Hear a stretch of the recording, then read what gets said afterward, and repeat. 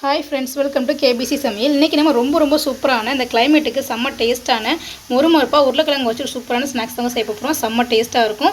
குழந்தைங்களுக்கு பெரியவங்களுக்கு எல்லாமே விரும்பி சாப்பிடுவாங்க. அவ்வளோ சூப்பராக இருக்கும். எப்படி செய்யுதுன்னு பார்த்துடலாம் வாங்க. வீடியோக்குள்ளே போகிறதுக்கு முன்னாடி நம்ம சேனல் ஃபஸ்ட் டைம் நீங்கள் பார்க்குறீங்கன்னா சப்ஸ்கிரைப் பண்ணிக்கோங்க. பக்கத்தில் இருக்கிற பெல் ஐக்கனும் கிளிக் பண்ணி இதில் ஆல் ஆப்ஷனும் சேவ் பண்ணி வச்சுக்கோங்க. அப்போ தான் நான் போடக்கூடிய ஒவ்வொரு வீடியோஸும் நோட்டிஃபிகேஷனாக வரும். சப்ஸ்கிரைப் பண்ண பார்க்குற புது வியூவர்ஸும் மறக்காமல் சப்ஸ்கிரைப் பண்ணி சப்போர்ட் பண்ணுங்கள். வாங்க வீடியோக்குள்ளே போகலாம். ஒரு மிக்சிங் பவுலில் 1 கப் அளவுக்கு மைதா மாவு வந்து சேர்த்துக்கலாம். இது வந்து ஒரு 1/4 கிலோ அளவுக்கு வந்துருக்கும். நான் வந்து கொஞ்சம் எக்ஸ்ட்ரா தான் ஸ்நாக்ஸ் வந்து செய்கிறேன். நான் வந்து அதிகமாக வந்து சேர்த்துருக்குறேன். நீங்கள் வந்து எவ்வளோ செய்கிறீங்களோ அதுக்கு தகுந்த மாதிரி மாவு வந்து கூட்டியோ குறைச்சியோ சேர்த்துக்கோங்க. இப்போது இந்த மாவுக்கு தேவையான அளவுக்கு உப்பு வந்து சேர்த்துக்கலாம். 1/2 ஸ்பூன் எள்ளு சேர்த்துக்கலாம். ஃப்ளேவருக்காக டேஸ்ட்டாக இருக்கும். நான் வந்து பார்க்க கொஞ்சம் அழகாக இருக்கணுன்றதுக்காக கருப்பு எள்ளுன்னு எடுத்துருக்கிறேன். ஒரு 1/4 ஸ்பூன் அளவுக்கு சில்லி ஃப்ளாக்ஸ் வந்து சேர்த்துக்கலாம். இது வந்து கம்ப்ளீட்டாக வந்து ஆப்ஷனல் தான், வேணும்னா சேர்த்துக்கோங்க. சேர்த்து நல்லா மிக்ஸ் பண்ணி விட்டுருவோம். இப்போ நல்லா மிக்ஸ் பண்ணியாச்சு. இப்போ இதில் ஒரு 2 ஸ்பூன் அளவுக்கு ஆயில் வந்து சேர்த்துக்கலாம். இப்போ அதையும் சேர்த்து நல்லா மிக்ஸ் பண்ணி விட்டுருவோம்.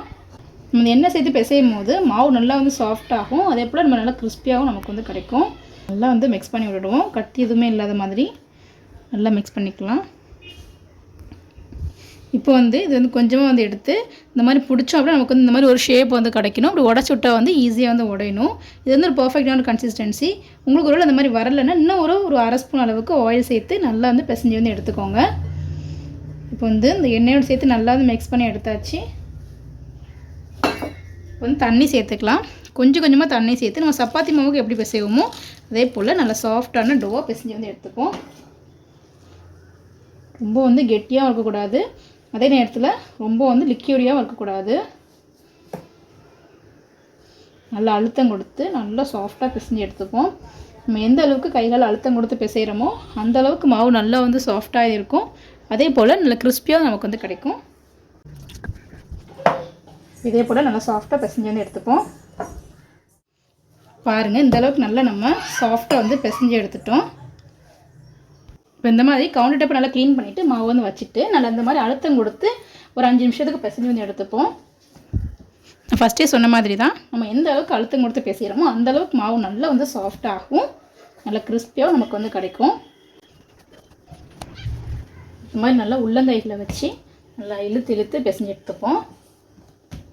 என்ன தான் அந்த பவுலில் வச்சு பிசைஞ்சாலும் இந்த மாதிரி நல்லா இழுத்து பிசையும் போது மாவு இன்னுமே நல்லா சாஃப்டாகும். பிசையும் போது எனக்கு நல்ல டிஃப்ரென்ஸ் வந்து தெரியுது. இப்போ ஓரளவுக்கு நல்லா பிசைஞ்சாச்சு. இதுக்கு மேலே வந்து ஒரு 1/2 ஸ்பூன் அளவுக்கு ஆயில் வந்து சேர்த்துக்கலாம். இப்போ அதையும் சேர்த்து நல்லா வந்து பிசைஞ்சு வந்து எடுத்துருவோம்.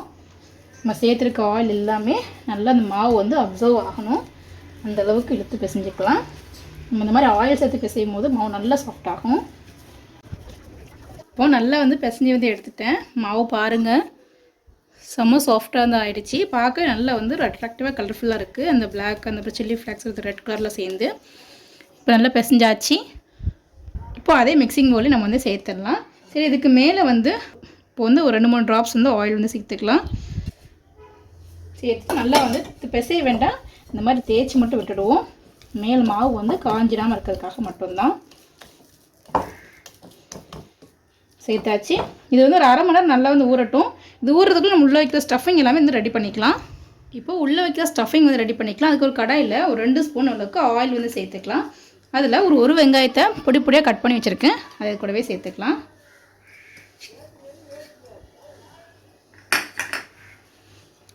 நல்லா வந்து வதக்கி விட்டுடுவோம். வெங்காயம் வந்து கொஞ்சம் வதங்கி வந்து வரட்டும்.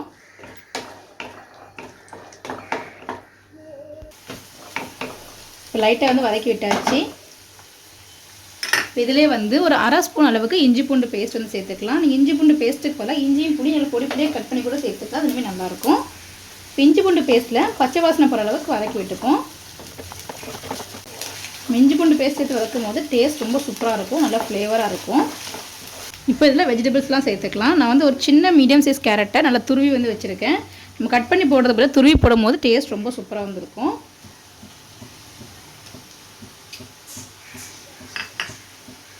இப்போது நல்லா 1 கப் அளவுக்கு பச்சை பட்டாணி நல்லா வேக வச்சு வச்சுருக்கேன். அது இது கூடவே சேர்த்துக்கலாம். நல்லா வந்து வதக்கி விட்டுடுவோம். அந்த வெங்காயம் இஞ்சி பூண்டு பேஸ்ட்டோடையே நல்லா வந்து வதங்கி வந்து வரணும். வந்து கேரட்டை வந்து துருவி போட்டிருக்கனால சீக்கிரமாகவே வந்து வெந்துடும். நல்லா வந்து வதக்கி விட்டுக்கோங்க. பச்சை பட்டாணி ஏற்கனவே வந்து வேக வச்சு வச்சுட்டோம். நீங்கள் உள்ள காஞ்ச பட்டாணி எடுக்கிறீங்க அப்படின்னா ஓவர் நைட் ஃபுல்லாக வந்து நல்லா ஊற போட்டுக்கோங்க. ஊற போட்டு அது குக்கரில் போட்டு ஒரு 3-4 விசில் போட்டு எடுத்துக்கோங்க. நல்லா வந்து வெந்துடும். இப்போவே வந்து கேரட் நல்லா வேக ஆரம்பிச்சுட்டு நல்லா வந்து துருவி போட்டதுனால சீக்கிரமாகவே வெந்துடும். இப்போ ஸ்டவ்வை வந்து லோ ஃப்ளேமில் வச்சுக்கலாம். வச்சுட்டு இப்போ வந்து நம்ம மசாலா பொருட்கள்லாம் சேர்த்துக்கலாம். இப்போ இந்த ஸ்டஃபிங்க்கு தேவையான அளவுக்கு மட்டும் உப்பு வந்து சேர்த்துக்கலாம். நம்ம ஏற்கனவே வந்து மாவு பிசைவது உப்பு வந்து போட்டிருக்கோம்.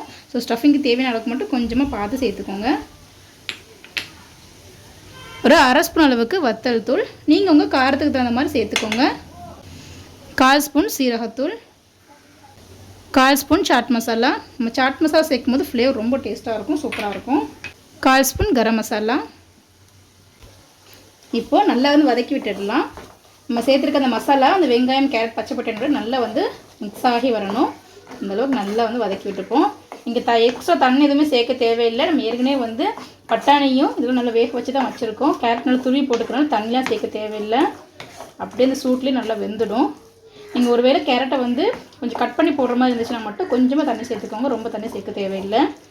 இப்போ நல்லா வந்து வதக்கி விட்டாச்சு. இது கூட வந்து 1 ஸ்பூன் அளவுக்கு டொமேட்டோ கெச்சப் வந்து சேர்த்துக்கலாம். நம்ம டொமேட்டோ கெச்சப் சேர்க்கும் போது ஃப்ளேவர் ரொம்ப சூப்பராக இருக்கும். ஒரு 1/4 ஸ்பூன் அளவுக்கு சோயா சாஸ் வந்து சேர்த்துக்கலாம். இப்போ அதையும் சேர்த்து நல்லா வந்து வதக்கி விட்டுப்போம்.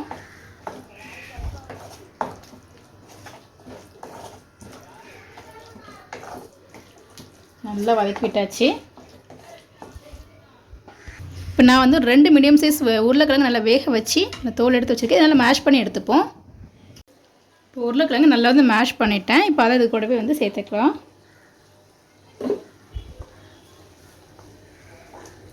நான் வந்து இன்றைக்கி உருளைக்கிழங்கு கேரட் அப்புறம் வந்து பட்டாணி வந்து சேர்த்துக்கேன். நீங்கள் வந்து உங்கள்கிட்ட வந்து கேப்சிகம் கிடச்சிதுன்னா அதை கூட சேர்த்துக்கோங்க. இல்லைன்னா சோளம் கிடச்சிதுன்னா அதை நல்லா பாயில் பண்ணி நீங்கள் சேர்த்துக்கலாம். இன்னுமே டேஸ்ட் நல்லாயிருக்கும். நான் என்கிட்ட வீட்டில் இருந்த பொருட்களை மட்டும் வச்சு தான் நான் வந்து செய்கிறேன். இப்போ உருளைக்கிழங்கையும் சேர்த்தாச்சு. இப்போ அதையும் சேர்த்து நல்லா மிக்ஸ் பண்ணி விட்டுடுவோம். தண்ணி சேர்க்க தேவையில்லை. தண்ணி சேர்த்துட்டிங்க அப்படின்னா ஸ்டஃபிங் வந்து ரொம்ப வந்து லிக்யூடியான மாதிரி ஆகிடும். சாப்பிடும்போது நல்லா இருக்காது. இந்த உருளைக்கிழங்கு இந்த எல்லா மசாலாவோடும் நல்லா மிக்ஸ் ஆகிற அளவுக்கு கலந்து விட்டுக்கலாம். இந்த ஸ்டஃபிங்கை நம்ம சப்பாத்திக்கெலாம் வச்சு சாப்பிட்லாம். செம்ம டேஸ்ட்டாக இருக்கும். நல்லா மிக்ஸ் பண்ணி விட்டாச்சு. அந்த உருளைக்கிழங்கு இந்த மசாலா எல்லாமே நல்லா வந்து மிக்ஸ் ஆகி வந்திருக்கு. பாருங்கள், இந்த அளவுக்கு இருக்கணும். நம்ம கொஞ்சம் கூட தண்ணியே சேர்க்கல. அப்படி இருந்துமே வந்து கொஞ்சம் லிக்யூடியான மாதிரி தான் இருக்குது.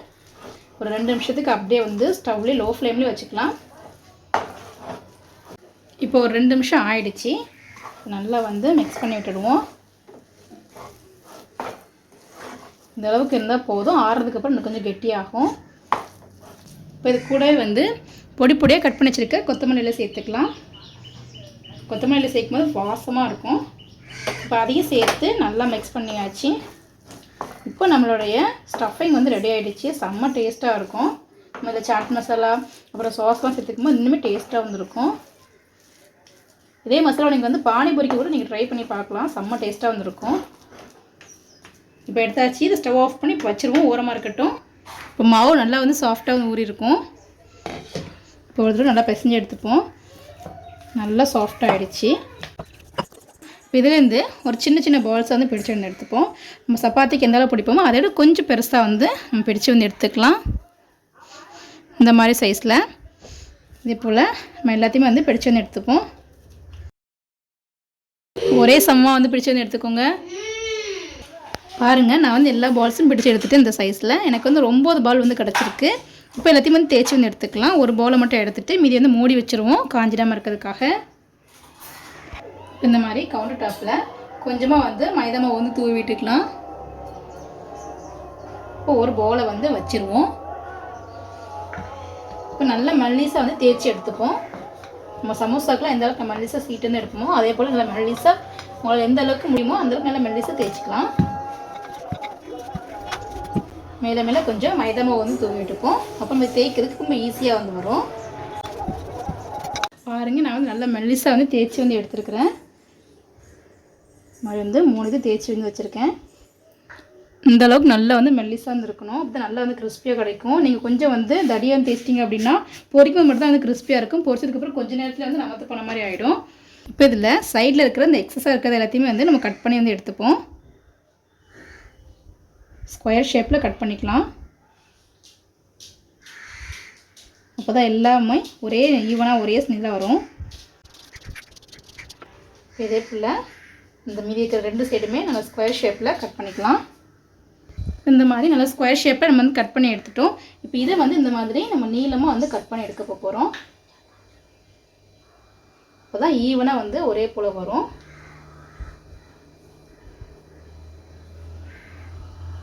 இப்போ கட் பண்ணி எடுத்தாச்சு. இப்போ இதுலேருந்து அந்த ஒவ்வொரு லேயராக வந்து பிரித்து வந்து எடுத்துப்போம். அப்படியே வச்சிட்டோம் அப்படின்னா ஒட்டிடும். இந்த மாதிரி பிரித்து வந்து எடுத்துக்கலாம். சைடு மட்டும் தான் ஒட்டும். நம்ம மெதுவாக வந்து எடுத்துருவோம். பாருங்கள் எந்த அளவுக்கு மெல்லிஸாக இருக்குது நீங்களே பாருங்கள். இந்த அளவுக்கு இருந்தால் நல்லா வந்து கிறிஸ்பியாக வந்து நமக்கு வந்து கிடைக்கும். இது எல்லாத்தையுமே எடுத்து வேறு இதில் மாற்றி வச்சுக்கலாம்.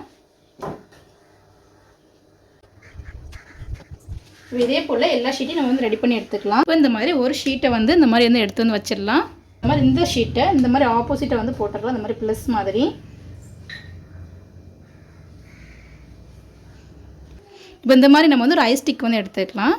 இது வந்து இந்த மாதிரி இந்த ஆப்போசிட்டான சைடில் வச்சுருவோம்.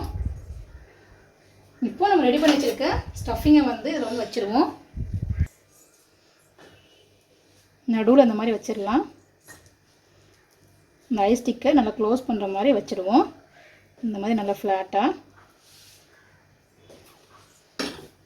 நான் வந்து கொஞ்சமாக வந்து மொசரல்லா சீஸ் வந்து எடுத்து துருவி வந்து வச்சுருக்கேன். இப்போ அதுலேருந்து கொஞ்சமாக வந்து இதில் வந்து வச்சுருவோம். நம்ம சீஸ் வைக்கும்போது டேஸ்ட் ரொம்ப சூப்பராக இருக்கும். குழந்தைங்க நல்லா விரும்பி வந்து சாப்பிடுவாங்க. சீஸை நல்லா வந்து வச்சாச்சு. இந்த ஸ்டிக் வந்து இந்த மாதிரி இருக்கிற மாதிரி பார்த்துக்கோங்க. இப்போ வந்து ஸ்டஃபிங்லாம் வச்சுட்டோம். நான் வந்து கொஞ்சமாக மைதா மாவு வந்து இந்த அளவுக்கு கொஞ்சமாக தண்ணி சேர்த்து நல்லா கட்டியாக வந்து மிக்ஸ் பண்ணி வச்சுருக்கேன். கட்டி எதுவுமே இல்லாத அளவுக்கு. ரொம்ப லிக்யூடாக வந்து மிக்ஸ் பண்ண வேண்டாம். இந்த அளவுக்கு இருந்தால் போதும். இது வந்து முக்கியமான ஸ்டெப். இப்போ இதில் வந்து கொஞ்சமாக வந்து ப்ரஷ்ஷில் வந்து டிப் பண்ணிப்போம். டிப் பண்ணிவிட்டு இந்த சைடு கார்னரில் வந்து நல்லா வந்து தேய்ச்சி விட்டுக்கலாம். இப்போ நல்லா வந்து ஒட்டி பிடிக்கும். நீங்கள் வந்து நார்மல் வாட்டரை வச்சு கூட இது பண்ணிக்கலாம். அதை விட இந்த மைதா மாவு சேர்த்து இது பண்ணும்போது நல்லா வந்து ஸ்ட்ராங்காக வந்து ஒட்டி பிடிக்கும். எண்ணெயில் பொரிக்கும் போது பிரியாமல் வந்து வரும். இதை அப்படியே எடுத்து இந்த ஸ்டஃபிங்க்கு மேலே நம்ம இப்படி வச்சிடலாம். இதே போல் அந்த 4 சைடுமே வந்து ப்ரெஷ்ஷை வச்சு இந்த மைதா மாவு வச்சு டிப் பண்ணி போட்டுக்கலாம். இதே போல் நம்ம 4 சைடுமே வந்து ஈவனாக வந்து ஒட்டி வந்து வச்சுருவோம். இந்த மாதிரி செய்யும் போது பொரிக்கும் போது கொஞ்சம் கூட இந்த ஸ்டஃபிங் எதுவுமே வந்து வெளியில் வந்து வராது. இந்த மாதிரி நல்லா வந்து ஒட்டியாச்சு. இதையும் வந்து மேலே வந்து ஒட்டி வந்து வச்சுருவோம்.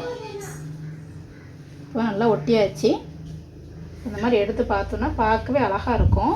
சாப்பிடும்போது இந்த மாதிரி ஸ்டிக் வச்சு சாப்பிடும்போது ரொம்பவே வந்து சூப்பராக இருக்கும். குழந்தைங்க நல்லா விரும்பி வந்து சாப்பிடுவாங்க. இதே போல் நம்ம எல்லாத்தையும் வந்து செஞ்சு வந்து எடுத்துப்போம். எல்லாத்தையுமே வந்து ரெடி பண்ணி வச்சுட்டேன். பாருங்கள் பார்க்கறதுக்கு அவ்வளோ சூப்பராக வந்துருக்கு. எங்கள் வீட்டில் இருக்கிற குழந்தைங்களும் இப்போயும் வந்து நல்லா எக்ஸைட்டட் ஆகிட்டாங்க. அவ்வளோ சூப்பராக இருக்குது. இப்போ நம்ம ஃப்ரை பண்ணி எடுத்துக்கலாம். இப்போ ஆயில் வந்து கடையில் வந்து வச்சுருக்கேன். இப்போ நல்லா சூடாயிட்டுன்னு பார்ப்போம். ஒரு சின்னதாக ஒரு துண்டு வந்து எடுத்து வந்து வச்சுருக்கேன். போட்டு பார்ப்போம். போட்ட உடனே மேலே வந்து வரணும். பாருங்கள் போட்ட உடனே மேலே வந்து வரலை. இன்னும் 2 நிமிஷம் நல்லா வந்து சூடாக வந்து ஆகட்டும். இப்போ செக் பண்ணி பார்ப்போம். இப்போ வந்து போட்டோடனே உடனே வந்து நல்லா மேலே வந்து வந்துட்டு இப்போ சூடு வந்து நல்லா கரெக்டாக இருக்குது. இப்போ போட்டு பொரிச்சு எடுத்துக்கலாம். ஒரே நேரத்தில் நிறைய போடாமல் உங்கள் கடாயோட அகலத்தை பொறுத்து 2ல் 3 மட்டும் போட்டுக்கோங்க. நான் வந்து 2 தான் வந்து போடுறேன். நம்ம ஸ்டிக் வேறு வச்சுருக்கறனால 2 மட்டும் வச்சு போட்டு வந்து எடுத்துப்போம். ஆயில் வந்து நல்லா வந்து ஹீட் பண்ணிவிட்டு நீங்கள் இதை போட்டதுக்கப்புறம் ஸ்டவ் வந்து மீடியம் ஃப்ளேமில் வச்சுக்கோங்க. ரொம்பவும் வந்து ஆயில் ரொம்ப நீங்கள் வந்து ரொம்ப வந்து ஸ்டவ் வந்து ஹை ஃப்ளேமில் வச்சிட்டிங்க அப்படின்னாலும் சற்று மேலே வந்து கரிஞ்சிடும், நல்ல மொறுமொறுப்பாக வந்து ஆகாது. லோ ஃப்ளேமில் வச்சிட்டிங்க அப்படின்னா ரொம்ப வந்து எண்ணெய் குடிக்க ஆரம்பிச்சிடும். ஸோ வந்து ஆயில் நல்லா ஹீட் பண்ணிவிட்டு போட்டதுக்கப்புறம் மீடியம் ஃப்ளேமில் வந்து வச்சுக்கோங்க. ஃபுல்லாக வந்து மீடியம் ஃப்ளேமில் மட்டும் தான் வந்து பொரிக்கணும். அது நல்லா பொரிஞ்சு வெந்ததுக்கப்புறம் அந்த எண்ணெயோட சலசலப்பு எல்லாமே வந்து குறைஞ்சிரும். அதுக்கப்புறம் நம்ம வந்து எடுத்து வந்து வச்சிடலாம். போட்ட உடனே பிரட்டி போட்டுறக்கூடாது. கொஞ்சம் வெந்து செட் ஆகினதுக்கப்புறம் பிரட்டி போடணும். உடனே வந்து பிரட்டி போட்டோம் அப்படின்னா அது வந்து ரொம்ப சாஃப்டாக இருக்கும், உடைய ஆரம்பிச்சிடும், ஸ்டஃபிங் எல்லாமே வெளில வந்து வந்துடும். கொஞ்சம் வெந்து கொஞ்சம் மேலே வந்து வரட்டும், அதுக்கப்புறம் வந்து பிரட்டி போட்டுக்கலாம்.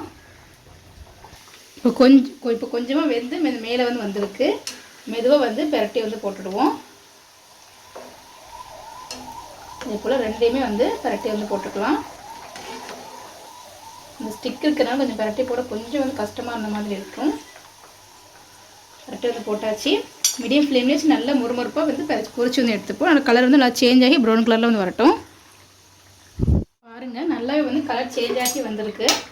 நல்லா பிரட்டி போட்டுக்கணும். அப்போ தான் ஈவனாக எல்லா சைடும் நல்லா வந்து ஒரே கலரில் வந்து வரும். நல்லா உப்பி வந்திருக்கு பாருங்கள், பார்க்கவே அவ்வளோ அழகாக வந்திருக்கு. இந்த மாதிரி நல்லா பிரட்டி போட்டு நல்லா வேக வச்சு எடுத்துக்கோங்க. இப்போ ரெண்டு சைடுமே நல்லா வந்து சிறந்து வந்து வந்துடுச்சு. இப்போ நம்ம எடுத்து வந்து வச்சுருவோம். பாருங்கள், பார்க்கவே அவ்வளோ சூப்பராக வந்துருக்கு. இப்போ இதே போல் மீதி இருக்கிறதையும் போட்டு ஃப்ரை பண்ணி எடுத்துப்போம். எண்ணெயில் போடும்போது ரொம்ப கேர்ஃபுல்லாக வந்து போட்டுக்கோங்க, கையில் பட்டுட போது. போட்டாச்சு. இதே மீடியம் ஃப்ளேமில் வச்சு நல்லா வந்து வேக வச்சு எடுத்துப்போம். இன்னும் போட்டு கொஞ்ச நேரத்தில் திருப்பி போட்டுருங்க, எண்ணெய் நல்லா சூடாக இருக்கும், கரிஞ்சிடக்கூடாது. ரொம்பவே வந்து சூப்பராக இருக்கும். இதோட காம்பினேஷனுக்கு நான் வந்து மைனஸ் வந்து வச்சுருக்கேன். அதோட சேர்த்து டிப் பண்ணி சாப்பிடும்போது செம்ம டேஸ்ட்டாக இருக்கும். நல்லா சூடாக சாப்பிட்டுங்க, நல்லா உள்ள சீஸியாக ரொம்ப டேஸ்ட்டாக இருக்கும். சாயங்கால நேரத்துலேயும் இந்த கிளைமேட்டுக்கு நீங்கள் செஞ்சு பாருங்கள். மழை வரும்போது செம்ம டேஸ்ட்டாக இருக்கும். ரொம்ப ஈஸியான ஒரு மெத்தட் தான். அரை மணி நேரத்துலேயே வந்து வேலை வந்து முடிஞ்சிடும். அவ்வளோ ஒரு ஈஸியான ஒரு ரெசிபி, ரொம்ப டேஸ்ட்டாக இருக்கும். குழந்தைங்க வந்து பெரியவங்களுக்கு எல்லாருமே விரும்பி சாப்பிடுவாங்க. அவ்வளோ சூப்பராக இருக்கும். நீங்களும் வீட்டு ட்ரை பண்ணி பார்த்துட்டு எப்படின்னு சொல்லி கமெண்ட் பண்ணுங்கள். இந்த வீடியோ உங்களுக்கு பிடிச்சிருக்குன்னு நினைக்கிறேன். பிடிச்சிருந்தா லைக் பண்ணிக்கோங்க, உங்கள் ஃப்ரெண்ட்ஸ் அண்ட் ஃபேமிலிஸ்க்கு ஷேர் பண்ணுங்கள். இப்போ நிறைய வீடியோஸ் பார்க்கணும், மறக்காம சேனலுக்கு சப்ஸ்கிரைப் பண்ணிக்கோங்க. நம்ம சேனல் நிறைய வந்து ஸ்நாக்ஸ் ரெசிபிஸ்லாம் போட்டிருக்கோம். அதோட லிங்க் டிஸ்கிரிப்ஷனில் கொடுக்குறேன், மறக்காம செக் பண்ணி பார்த்துக்கோங்க. ரொம்ப ஈஸியாக இருக்கும், ரொம்ப டேஸ்ட்டாக இருக்கும். தேங்க்ஸ் ஃபார் வாட்சிங்.